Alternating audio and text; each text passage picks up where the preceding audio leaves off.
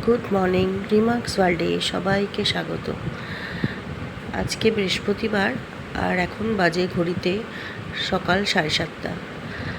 আর আজকে থেকে মেয়ের পরীক্ষা শুরু হবে, তো তাই একটু তাড়াতাড়ি সব কিছু করব।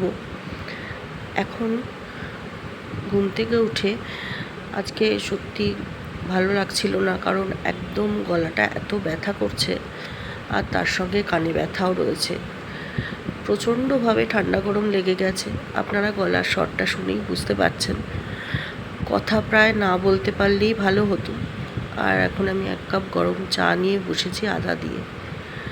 স্নানটা সেরে লক্ষ্মী পুজোটা করে নিই, কারণ লক্ষ্মী পুজো করতে অনেকক্ষণ সময় লাগে। সব কিছু পরিষ্কার করে তারপর নিজের হাতে পুজো সারতে অনেকটাই সময় লেগে যায়।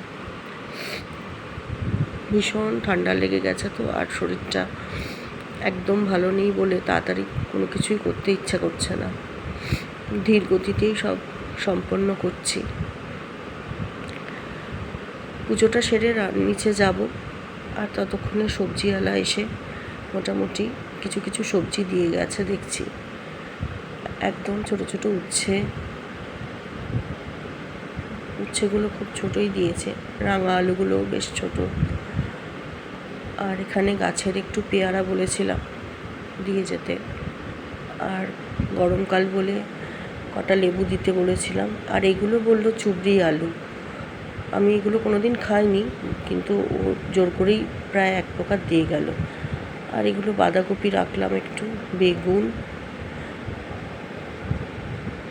কাঁচকলা, আর এই যে সজনে ডাঁটা দিয়ে আলু দিয়ে পোস্ত দিয়ে খেতে খুব ভালো লাগে। আর একটু পটল আনতে বলেছিলাম, অনেক সজনে ডাঁটা নিয়ে এসছে। গরমকালে পটলের ঝোল খেতে কিন্তু খুব ভালো লাগে আমার। আজ সন্ধ্যেবেলায় আবার যাব হলো মাস্তুতো ভাইকে নিয়ে একটু ডিনার করতে। তো ওকে বলেছিলাম বাড়ির কাছাকাছি কোনো রেস্টুরেন্টে চলে আসতে। তো আমাদের কাছাকাছি তন্দুর পার্ক রেস্টুরেন্টটাতেই আমরা মিট করেছিলাম। তো সেখানেই আজকে আমরা রাত্রিবেলাটা ডিনার সারবো। ও চলে যাবে, লন্ডনে থাকে, তাই ওকে আজকে একটু ডিনারে ডেকেছিলাম। ব্লগটা আজ এই পর্যন্তই রাখলাম। শুভরাত্রি, সবাই ভালো থাকবেন, টাটা।